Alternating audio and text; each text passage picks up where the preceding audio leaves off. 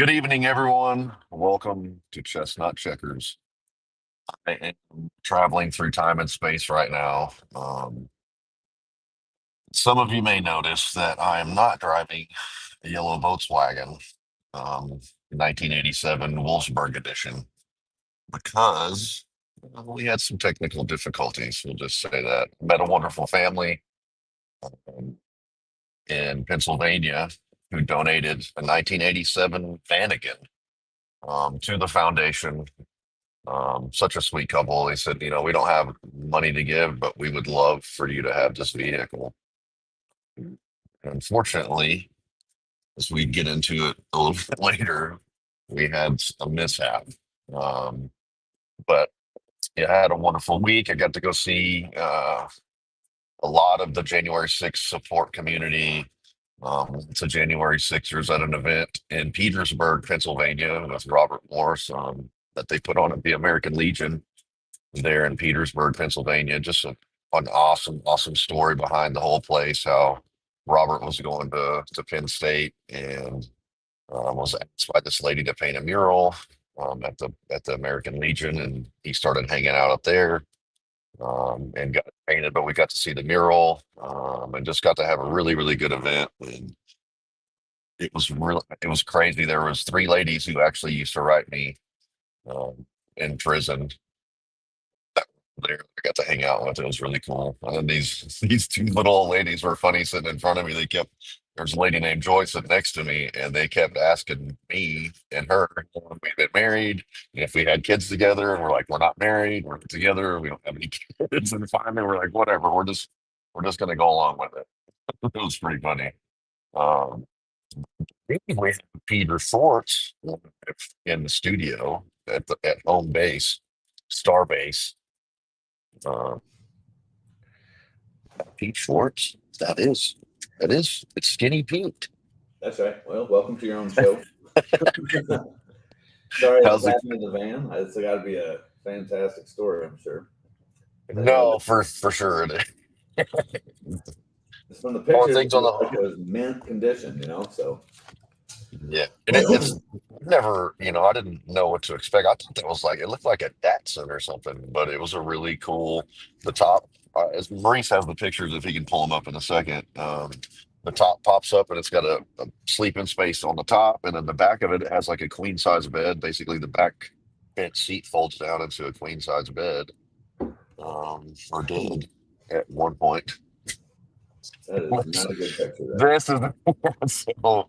I was driving the van from Pennsylvania to Texas, and Nashville was on the way, so I wanted to stop by and show. This thing was so much fun to drive. So many people reacted to it as I would drive by them, but I wanted to show my CEO and boss the vehicle just because it was such a pleasure to drive. So I swung by and we filmed a snarky video for her sister because her sister's in love with the van, and uh, instant karma happened. So Sarah went in her house, and the van was idling, and it died. And then I turned uh, turned over the key to start it, and it was just really dry sounding, like ram, ram, ram, ram, ram, like real dry starter sound. And I was like, well, I'll probably just pump the gas pedal a couple times to fill the carburetor up. And the next time I turned the engine over, a giant cloud of white smoke shot out of the back of that thing, and it just started burning.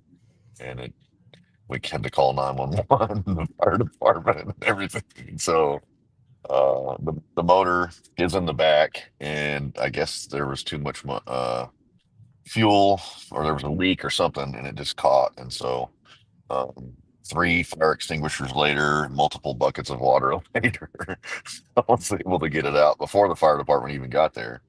Um, but so it was insured.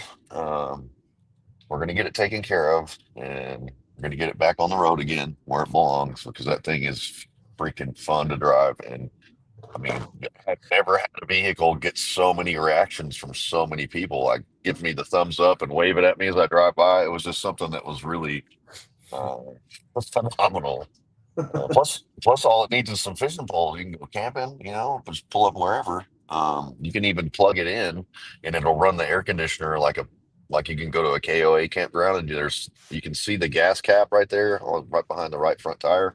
Oh, There's right. the little plug. You plug that in right there, and it'll run the AC and all the electrical stuff on the inside, just like at a campground. So, Nice. So, is the plan to rebuild it? yeah, surprisingly, like obviously the motor, like all the rubber stuff is melted off of it, but it seems like it's intact. I mean, the wheels didn't even catch on fire or anything, so there was no even the curtains inside of it didn't burn. So I think it's going to be fine. I think we are going to get it back on the road again, and hopefully have some good times out of that thing.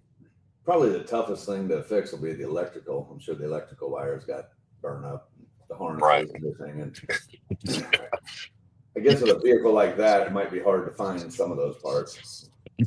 1987, we're going to have a new flux capacitor for that thing. Right. Um, Well, maybe you can get a color change too when it gets restored. I mean, I was thinking about a wrap for it, like a red, white, and blue flag, like a shiny red, white, and blue flag wrap. I think that would be pretty cool. Oh, that would be.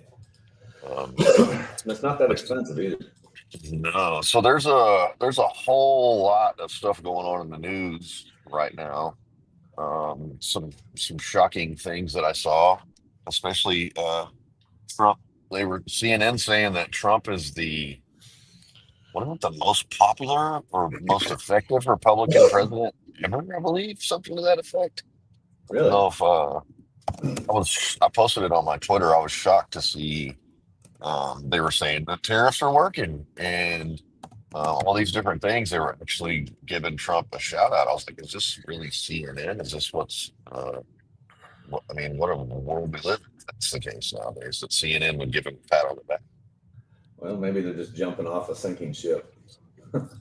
Yeah, no, I mean, I think you would think at some point, like they have, you would hope. I mean, I don't really hope. I wish CNN would burn to the ground, but Absolutely.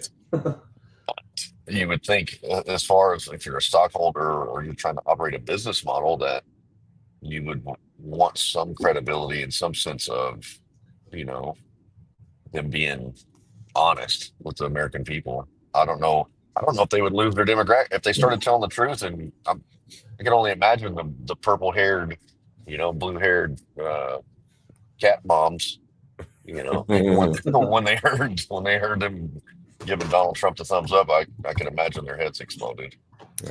Yeah, though, like if they've lied for year after year after year, telling the truth for even a month or two is not really going to make us trust them. You know what I mean? For sure, definitely And not. I mean, it's funny that, like, what you were saying about how, like, the, good news should be their commodity. So, like, naively for many years, I believed that, I trusted the news. I mean, many years ago, not recently, but because I thought that, whoever gave the best information, the most accurate reporting, that was their, in a capitalist world, whoever gives the best is going to get the most viewers, which means the most advertisers. And all right. shockingly, I was way wrong. Like, that's not what controls the media. You'd think that whoever gets it right, or I remember used to turn to CNN like when wars were going on and stuff like that. That's where you got like usually like the live footage from Afghanistan or Iraq or whatever was going on, but it evolved away from that. Um, but yeah, so I guess there is so much going on in the news. You got the Russia collusion hoax being like broadcast that it was orchestrated by Barack Obama and the intelligence agencies. They came to Barack Obama and said, we've investigated Donald Trump and there is no Russian collusion. And he said, I want you to go back and I want you to make me a statement saying otherwise. And then that was whenever they started the whole spying on Trump and all that. Like it has come out that this is factually documented and true, that there was a conspiracy, a coup, to remove the will of the people, which was Donald Trump. Right. And I felt like my personal opinion, on that whole Russian collusion hoax was that they were just so confident at the time that Hillary was going to win the election that they didn't consider the possibility of Trump winning. And so with Hillary, having the selling uranium and stuff to Russia, which was a big scandal. I felt like really they had this whole scandal designed to control Hillary, and then when they were shocked that Trump won, they just tried to substitute in the name Trump and try to apply it to him, and that's why it never fit because he didn't have any of the connections like Hillary did. Now, had Hillary been in office, they could have lorded that over her because there was actual collusion in that case, and I think that's what they were counting on. They had their hooks in her. Yeah, for sure, because No telling what she would have done. Right, and it's always That would have selection, been. not election. How scary would that be to have 8 years of Hillary Clinton? I think it would have been over for us. The cackling and the. I think we would have seen. So what's that? I think we would have seen full communism under that regime. For sure. I got a video. They were gonna. You got a video? Bring it up. Yeah. All right. Let's take a look at that. Can you hear me? Yeah, I can hear you. Oh. Loud and clear. There you go. You got a face for radio, Maurice. Conspiracy when you are covering up that conspiracy. Well, we have particular vulnerability, do we not, for John Brennan, who testified before Congress. The allegations come from well-placed individuals that he could have committed perjury, along with others who testified before Congress. Do you see that as one of the main charges that could come out of this grand jury? That's one of the charges is perjury. Another charge that I think is most likely is a conspiracy charge, maybe conspiracy against rights under 18 USC section 241. And remember, when you have an ongoing conspiracy, when you are covering up that conspiracy, the statute of limitations does not begin to start tolling. And so this is an ongoing criminal conspiracy. The people who are perpetuating this conspiracy are still covering it up. And so, again, I would say to these lawfare Democrats, lawyer up, because justice is definitely coming. Yeah, weaponizing the intel community against a candidate or an incoming president. We've never seen anything like that before in American history, if that's what the facts end up showing. Mike? How exciting is that? That's encouraging because, obviously, we're aware that the conspiracy that's just the surface of it. That's the tip of the iceberg. And that's not even 5% of it. And I imagine that when this conspiracy starts getting unraveled, there's going to be a lot of people willing to jump ship and tell on the rest of the conspiracies that have gone on, including fingers are fixing to start getting pointed in every different direction. Absolutely. These people are evil. So they've never cared about the American people. So they certainly don't care about anybody else around them. So I'm expecting them to definitely be stabbing each other in the back, which is going to be beautiful to watch. Well, to circle back to the Vanagon, the bus, the gentleman who donated it actually worked for the NSA. He said his first day working at the NSA was at the Pentagon, and it was 9/11.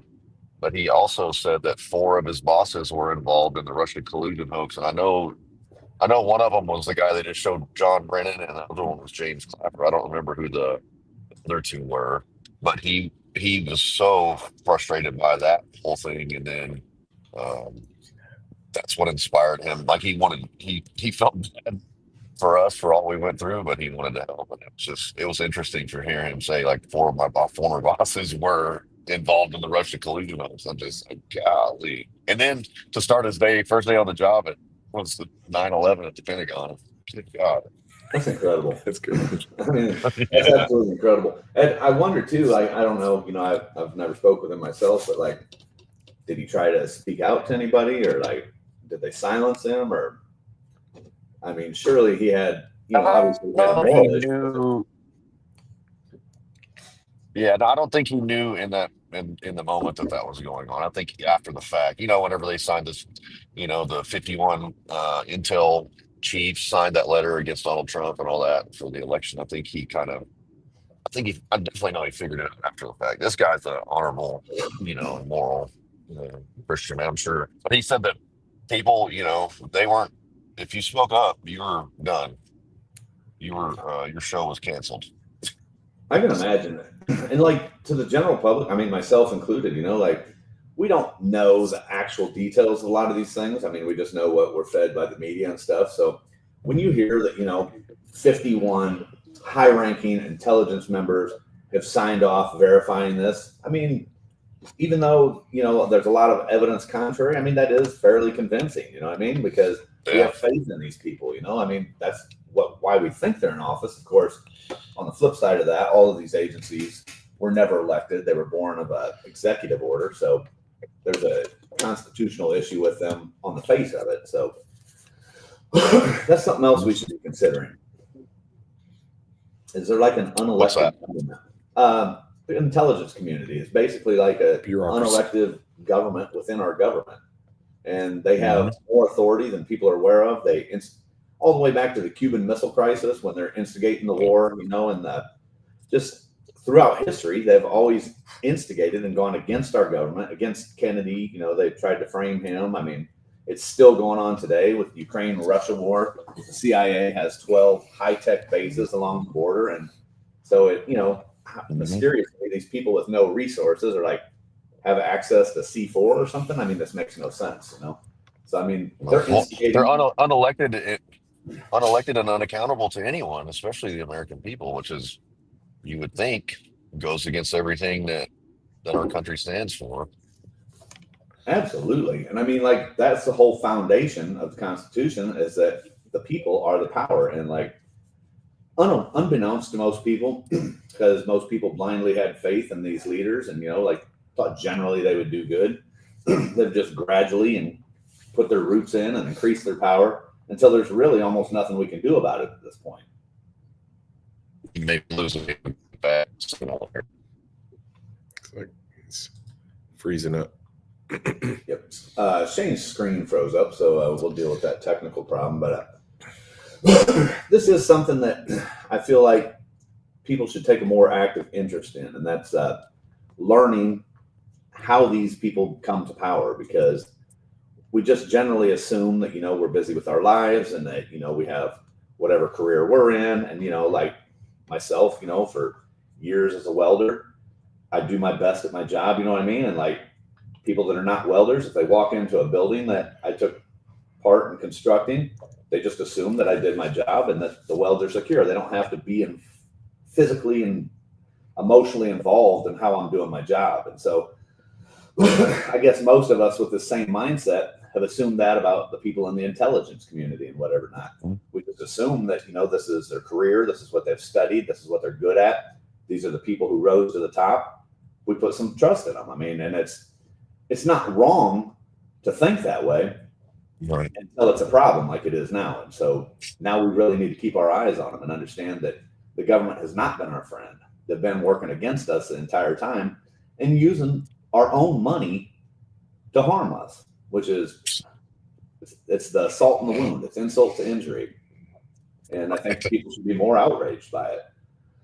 Looks like they're using the USAID money. They were using it to fund the Democrat Party. Like they're taking that money. And I saw somewhere today on Twitter that they are not meeting their funding goals, the Democrat Party that is. And it's funny because now USAID is shut down and they don't have access to that money. So it might be extremely difficult to get them reelected if they don't have the funding to run an effective campaign. Absolutely. Again, There's other side effects. Like you'll notice that the Antifa are not having these paid protests in the same numbers that they were before. that's right. Well, that's another thing I forgot about the Russia collusion hoax was that they linked Open Society, which is the George Soros money pit that was funding a lot of the Antifa and stuff like that. But he was linked to Hillary Clinton and involved in the Russia collusion hoax as well. But I think that you were mentioning like the intelligence agencies kind of, and it's kind of like the same thing with our congressmen and our senators. We assume the best in most people and we trust them for the most part. We assume that they're working honestly and diligently on behalf of the American people, not squandering all of our money and not funding these things that we have zero desire for or or anything like that. But it's not been the case, and I think it's almost like I've seen behind the curtain and I can't unsee it, and it's like I can't stop. Absolutely. And I think this is the time that regular people need to step into these positions, you know, That's people right. who are not tainted by the money and the whatever. I would imagine there's some type of blackmailing and, you know, whatever else is all involved in this. I mean, whatever it is that's controlling them has to be powerful, I would say, without a doubt, because some of these people have unimaginable wealth. So more wealth can't be that enticing to them. Right. So there You has can to only be. have so much money. What up? I think Maurice has a video for us. What do you got, Maurice? Oh, this is in reference to what you guys were just talking about, George Soros.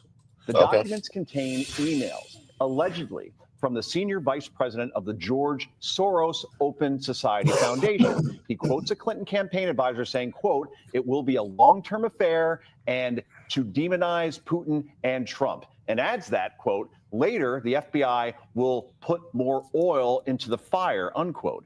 Other emails reveal Hillary Clinton approved the idea of tying Trump and Russia to election interference. And that was a scheme, hoping the allegations would distract people from her own email scandal. These documents provide clear evidence that Hillary Clinton's campaign was behind the Russia hoax and that the FBI knew what the Clinton team was up to, acknowledging that the info they were receiving about the Trump campaign may have come from the Clinton camp. Despite this, the Obama intel community forged ahead with their 2017 assessment, concluding that Russia aspired to help Trump win the election. Yeah, that's crazy. I just want to punch us in the face that we're they're It's endless. bags. Though. The swamp is so deep and so many of them. It's endless. I mean, that's almost why I think that, you know, maybe our focus should be on just like destroying these agencies and like having elected agencies, you know, like even when you get stuff as basic as like city police and stuff like that who are unelected and unaccountable and unfireable. I mean, we have sheriffs, you know what I mean, which used to be more standard, and sheriffs are elected, you know, and if they run a 4-year term and they're terrorizing the people or they're not doing enough for the community, then somebody else will get elected, you know. But when you have like city police and whatnot like that, and I mean, this is the same exact thing, like on a more of a street level. But when you get into the higher level of the intelligence agencies, they have even more power and they're even more untouchable. So this may be like the way that people need to start addressing how we can actually change this, because just changing the guard is not going to change anything, because like they always say, absolute power corrupts absolutely. And if somebody can get in here and be unaccountable, I mean, it would probably change even a good man. And I don't think these are good people to start with, you know? No. Well, I feel like we're in an interesting time. I feel like I mean, they convened a grand jury in regards to the Russia collusion hoax. So I would say, I think they said it's like 6 to 9 months from the time a grand jury is convened until the indictments come down. So I am so hopeful that finally, like I would love to see Hillary Clinton held accountable if that's still the real Hillary Clinton, if that's her double or whatever. I would love to see all of those intel people lose their clearance and be sent to prison in the prisons that we were sent to. Absolutely. I would go back to being one of them cellmates for a little while. That would be fun. Right. May catch some extra time over that. But.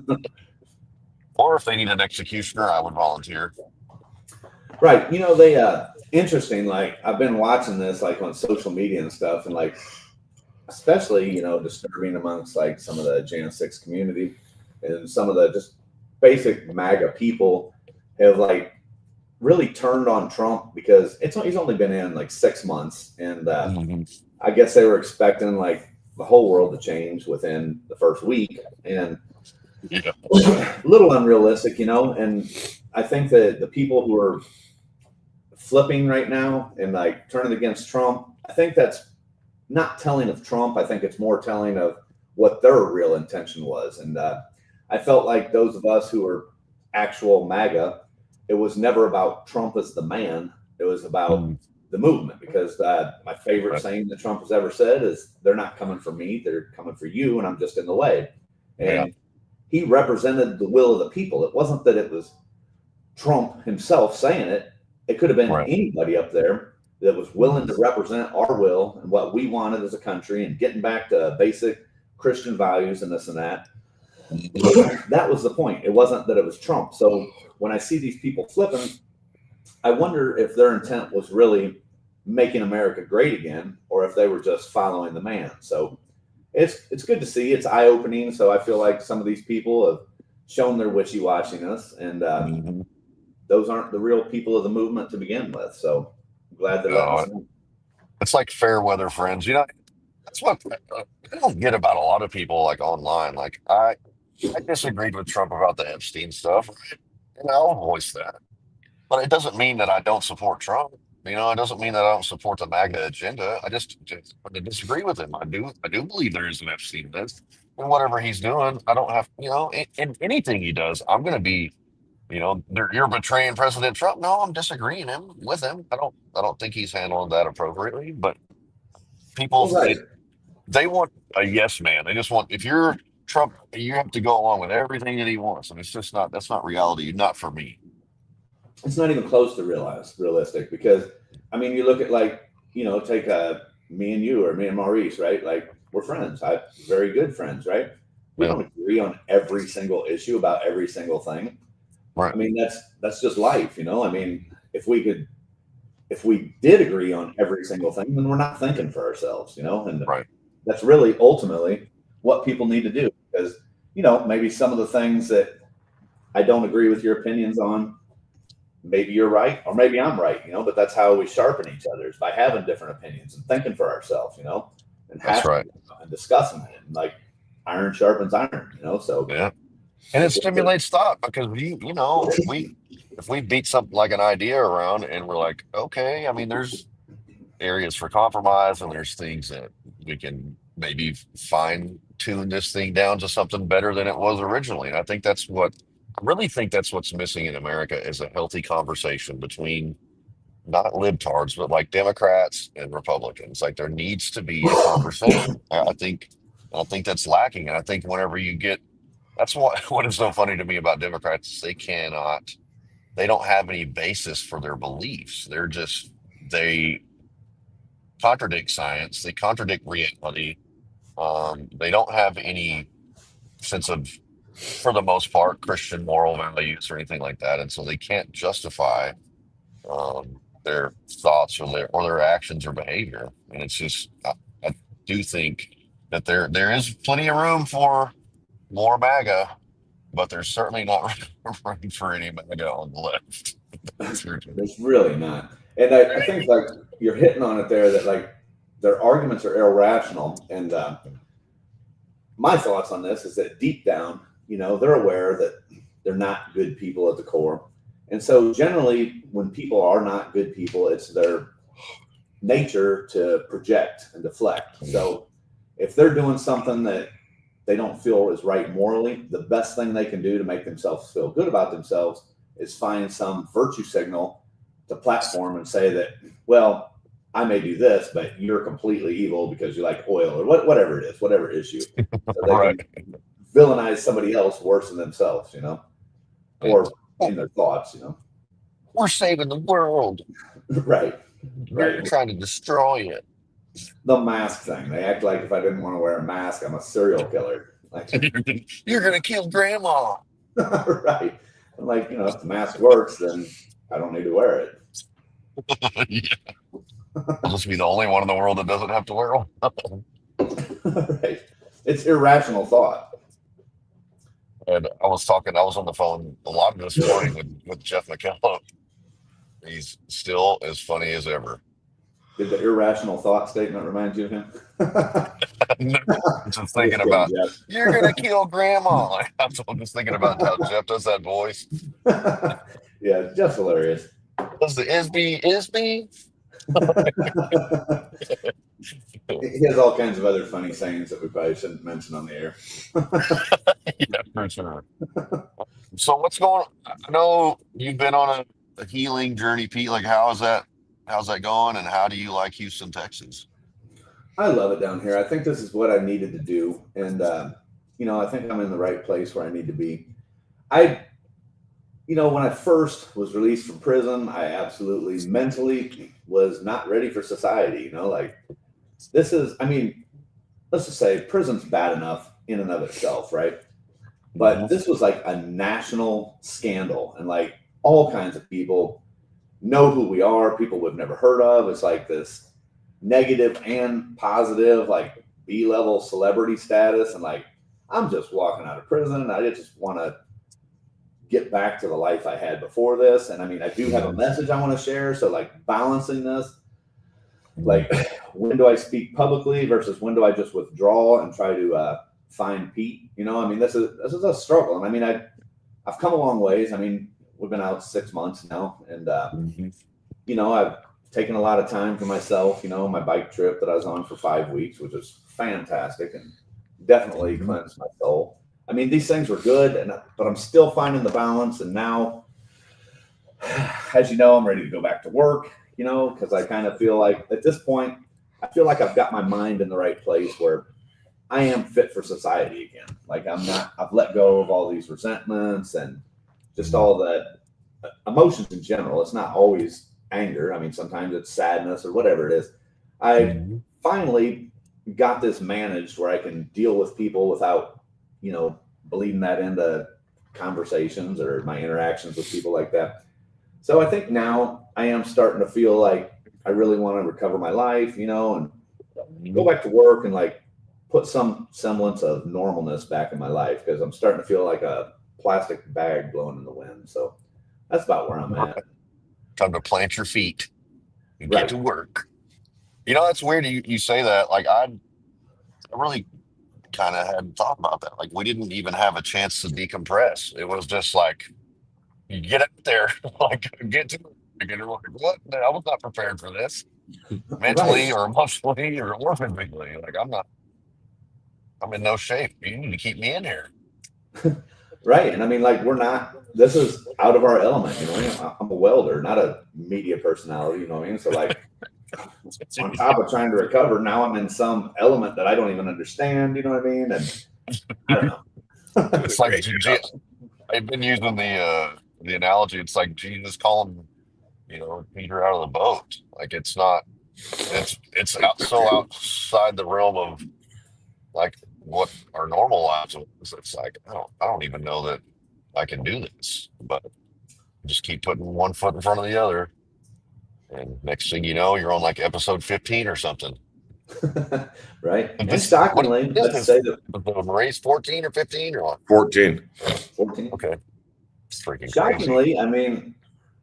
I think we've done pretty well. Like I would say that, as far as for people who this is foreign to, I think we're doing fairly well at getting the message out. And I feel like for the most part, I would say it's well received. And, that people need to know these things. And so I guess that's shout out. Yeah, I guess that's what got me doing it, is just because, not that I would choose this as something I wanted to do, but I feel, it's like there's a message to be told. People need to be aware of just how deep this conspiracy was. And so if it's not going to be us telling it, then who, it's an obligation. Yeah, we get to tell it. We don't have to, we get to. That's right. But this is part of the same things we're talking about, that we feel like we want to know what's going on in the government. And if they're not going to tell everybody out there, then I guess we have to. Oh, for sure. I can't wait until we get some January 6th accountability. That is going to be, I just can't imagine what that's going to be like. What's that even going to look like? We're going to see Nancy Pelosi held accountable. Is that going to be on the table? Like, I don't know what it looks like. Muriel Bowser, maybe. That would be great. Some feds. Like, I'm still not happy with the way the FBI. I don't think that. I I do think they passed out the list with all the names of the agents that worked our cases and stuff like that. Some 5,000 FBI agents, which any number of them had an opportunity to slam their badge down on the table and say, you know what, these guys might have broken the law, but they're not domestic terrorists. I'm refusing to co-sign and go along with what you guys are doing to these people. Which is sad that they just allowed it to. Like, you're gonna be a yes man. You're gonna be a good Nazi, and you're gonna go crush these people who really, at at worst, was a protest that got out of hand. You know what I mean? Not to mention all the other entrapment and all those other things. Um, Jeff Right. McKellum told me something today on the phone. One of the guys that he went with tried to get him to drive a vehicle full of like guns and stuff down there, and it sounded exact. I mean, and he was like that guy with the Fed, I think, and Oh yeah. surely was trying to entrap him. I'm like, and he's like, I'm not. Um, but that's just how deep to think like, I was a concerned citizen and went of my own volition and conscience. But to think that there was people being mobilized to entrap people beforehand is something that's a whole different dynamic that I think the American people need to understand and need to see. And because these federal informants and these type of people like that, they are out here every day in the world manufacturing cases where there are none. Like you just may have some extra money, and the guy that's like, hey man, I've got these guns for sale, you you want to buy whatever whatever it is, and these guys that work for the FBI manufacture cases out of nothing. They will entrap just a regular everyday citizen, um, at the behest of their FBI handlers. And it is I mean, you see it all the time in federal prison. All the people I got 25 years for one phone. Yeah, it's incredible. And the thing is, I guess, it would be hard for me to believe unless I actually hadn't lived through it like I did.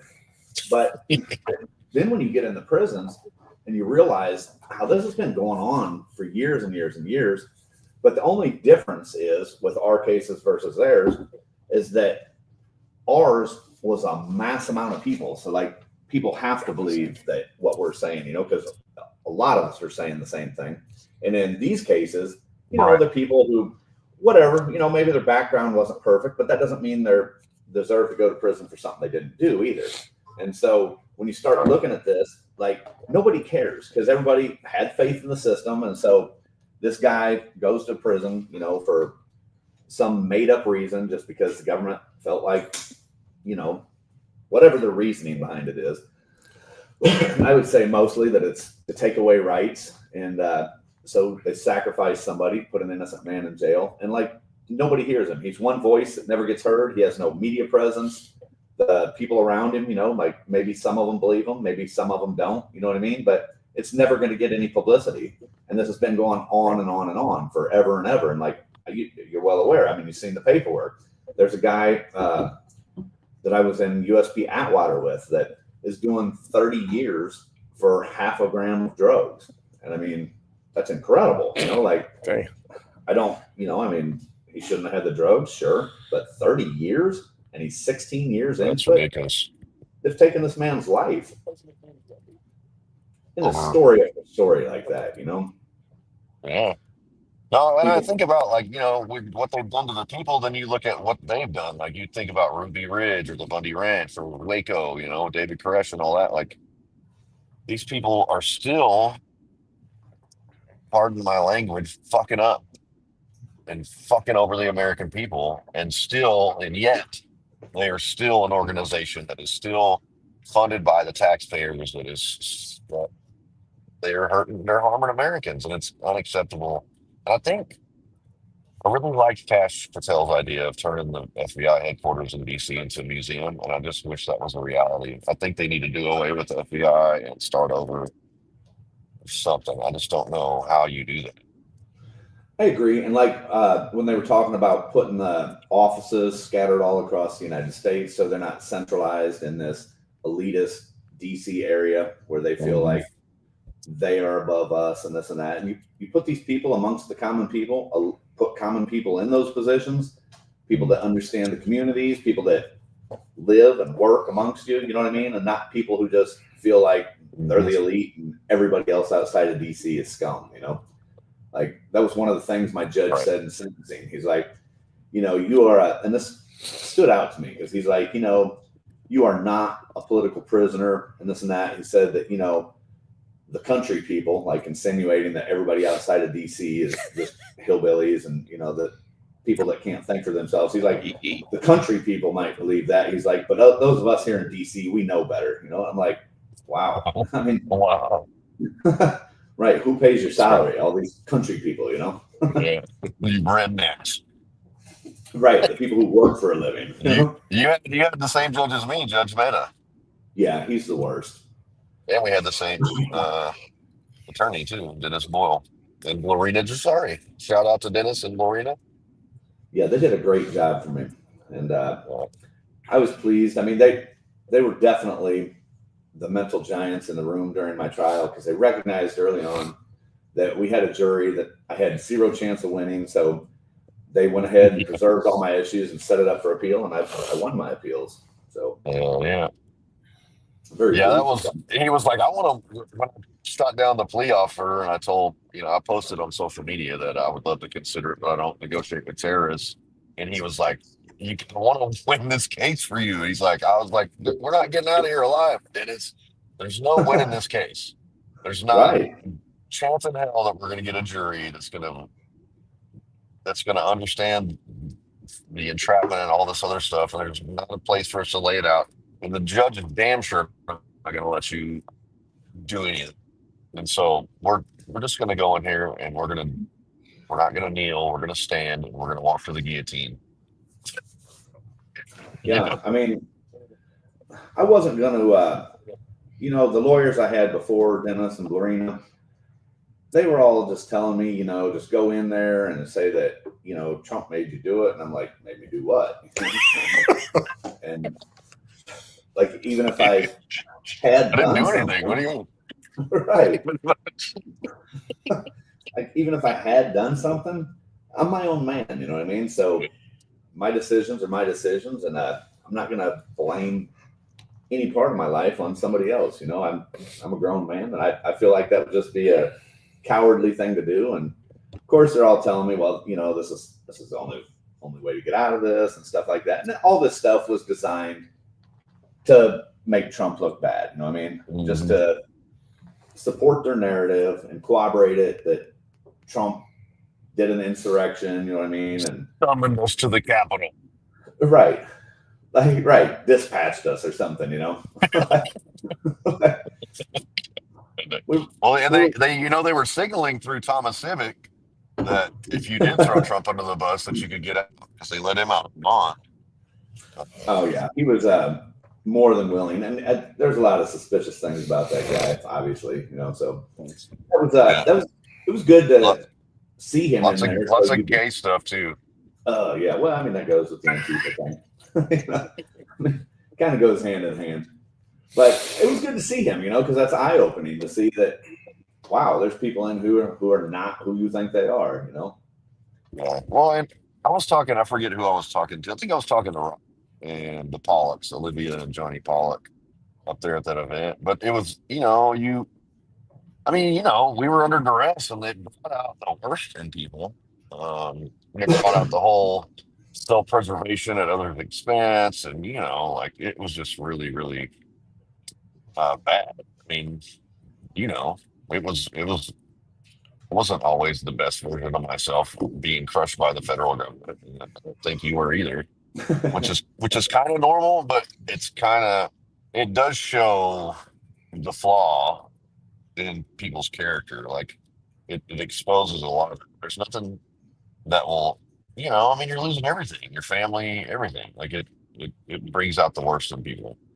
For sure. And like, especially, you know, those of us who were in the first wave, you know, we were there in the dark. So like, you know, a lot of the Jan 6ers that came along after us, you know, these guards at first, they really believed that we were terrorists and stuff. So, those first few months were hard until they really got to know us. So like we paved the way for all this, and we were in the dark, so by the time they started bringing in all these other people, they already knew what to expect. You know what I mean? And like they knew that there was support. Well, remember when they had the ERT, which was like the quick response team or whatever, like I call them the goon squad, but they had two of them working the pod at a time, like, and they were like we were legit terrorists, like ready to beat some rednecks up. We had to walk around in shackles if we ever were escorted anywhere out of the pod, which nobody else in the jail had to do. I mean, we were like one step away from being Hannibal lectured around the jail on a dolly, like just to go visit our lawyers. I mean, it was always right. But I mean, well, then they were denying us access to lawyers and all that. Haircuts, nail clippers. I mean, it's really crazy when you look back on it. Yeah. Like even if it is terrorists, what are they going to do with nail clippers? Yeah, and tunnel their way out if we were El Chapo. Right, it's not like they're box cutters. I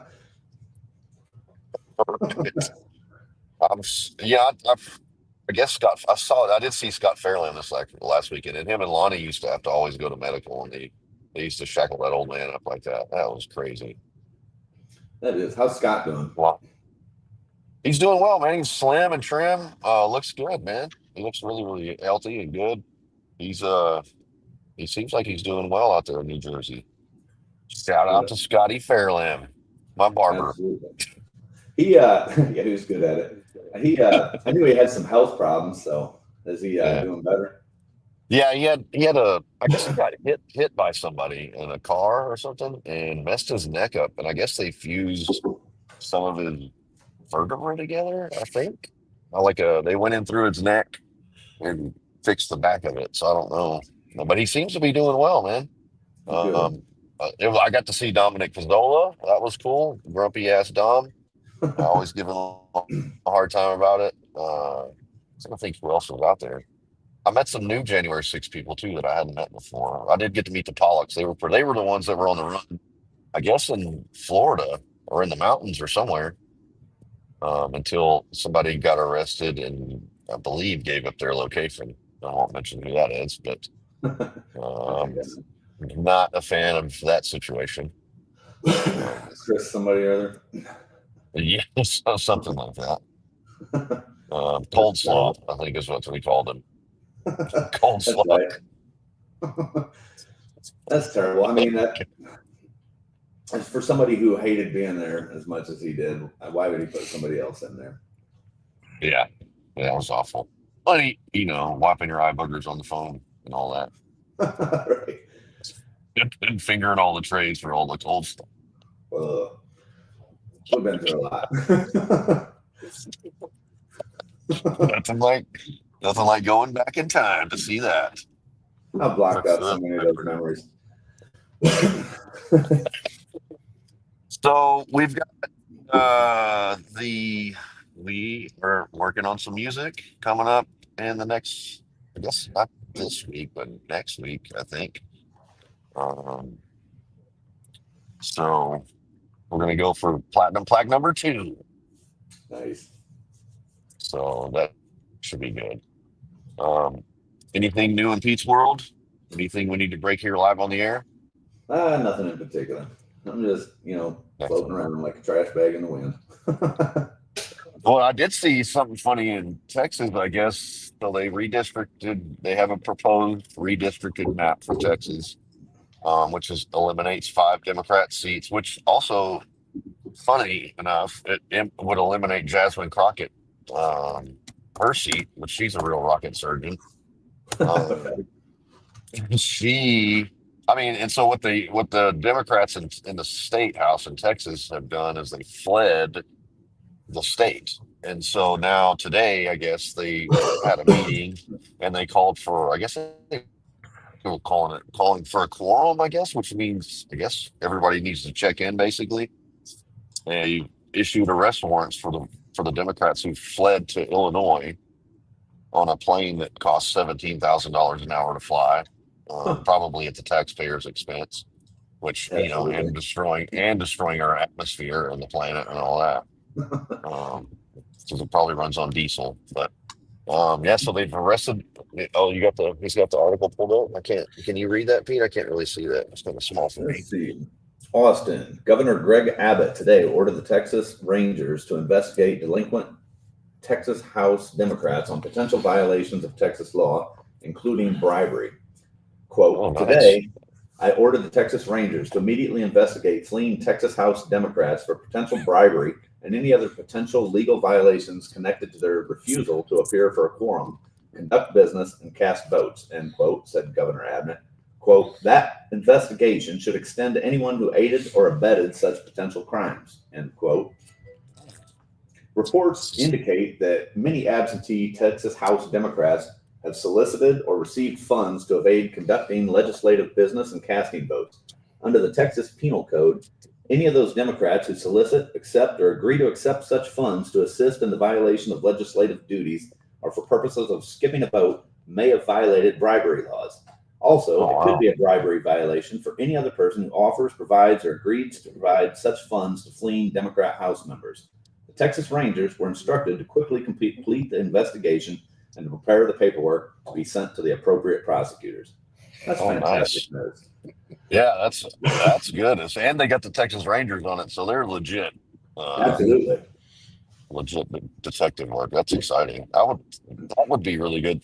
Texas has got, and I think we talked about this before, but Texas has got some problems as far as state level government is not. It's so there, which is concerning. Right, and I'd say that a lot of it boils down to back with stolen elections. I mean, like here in Houston, obviously, people really always view Houston as being like a completely blue city. And, being around this area, I don't really get that feel from the general public. I mean, certainly there is Democrats around, but it doesn't seem like it's a dominating force like the government here would lead you to believe. And with a city this size, that's how they get representatives and all that. So Houston's pretty corrupt city, and I know there's a lot of questions around the elections that they were having and stuff like that. I did hear also, I guess, that President Trump is going to be removing non-citizens from the census, I believe, which would, I think, change up the districts even more that are, the amount of representatives and all that, I believe. Definitely clear up traffic. Uninsured drivers for sure. Lowered Silverados and tools will be for sale cheap. Did you ever get your ID? I haven't yet. Okay. It's harder when you're legal. Well, it is. That was something that was really odd. I think I've talked about this on here. I have a friend who is not Native American, who is illegal, and he goes to New York periodically to get his license because in New York and California, you don't have to provide supporting documents to get your ID. So he's able to go up there. He can't do that in Texas, so he has to go to New York to do it, which seems very suspect. Scandalous. For sure. I don't understand how you can. Honestly, I don't think if you're not a citizen, I don't think you should be allowed to have it. Maybe I guess you have to be able to travel in the country. But you shouldn't be able to get a license, not a permanent one, and you shouldn't be able to really to get insured. Yeah, an international driver's license. No other country would allow that. No, certainly not. I couldn't go to China and get an ID. Absolutely not. Or Russia. Right. Yeah. And I mean, it makes sense. You know what I mean? Like they're protecting their people as they should. And we don't. The Americans Not don't anymore. protect America. Now we know. Well, Well, hopefully that changes. yeah. I mean, I think we're moving the ball in a lot of different situations. President Trump is only one man, though. He can only do so much, and he still hasn't got his freaking nominees. approved yet by the Senate because Chuck Schumer tried to extort $1 billion out of President Trump, and he told him to pound sand. And then, so our Republican leader Thune has decided to not push the things through either, and he won't put the Senate into recess so he can do, I forget what it's called, something appointments, absentee appointments or something like that. Basically, he can just put them in there temporarily if Congress is not pushing, but they won't release Congress, so they won't let him do it. And it's our Republican leader working against the president, Incredible. which is insane. And I knew Thune was not a winner. Whenever, I mean, he's might as well be Mitch McConnell, or it might as well have been John Cornyn, that they put in there. And sure enough, he stabbing President Trump and the American people in the back, not doing the will of the MAGA agenda. And he needs to be primaried, or I think maybe he announced he's not running again, which might even be worse because he doesn't have anything to act right on because he's not trying to get reelected. Right. Do you have a video there for us, Maurice? Yeah, let's play it, Maurice. Maurice is on the ball today. Shout out to Maurice. He is. He's on point. Ooh. I think with that big potato head, Made me he'd nervous. always be on point. That when the Senate completes its business today, it adjourn to then convene for pro forma session only with no business being conducted on the following dates and times: Tuesday, August 5th at 1, Friday, August 8th at 1:05, Tuesday, August 12th at 8 a.m., Friday, August 15th at 10:15 a.m., Rhinos. Tuesday, August 19th Maine. at 10 a.m., Friday, August Yeah, 22nd at 9 Tuesdays. a.m., Tuesday, August 26th at 12 p.m. noon, and Friday, August 29th at 7 a.m. Further, Just a couple of dudes. See, those Madam are all Order, the dates. Yeah, go ahead. We're good. Those are all the dates they're meeting, so it doesn't go into recess. So they're going to meet every like 5 days, so President Trump can't get his nominees in, which I don't understand how is that beneficial to the American people that the president's not getting that. This has never happened to a president ever before. Typically, they're just rubber stamp it. Both parties, just whoever the president wants working, they just put them in there. This has never been done before, and this is obstructionism all the way. They're just trying to hold up President Trump. Right, and the will of the people. I mean, that's part of when a president does get elected. I mean, he campaigns on his intentions and this and that. So his cabinet is absolutely part of that because you are electing a president that's going to keep these promises, and if these are the cabinet members he needs to do that, then that was the will of the people ultimately. Right. He is the will of the people manifested, and his team is as well, which is crazy. I just don't understand how they're allowing this to happen. I mean, I feel like we need to go back to the Capitol peacefully and patriotically, of course. Of course, peacefully and patriotically. Something's got to change, and I mean, I think that really, I'm happy with President Trump. I mean, he's the best president I've seen in my lifetime by a long shot. Mm-hmm.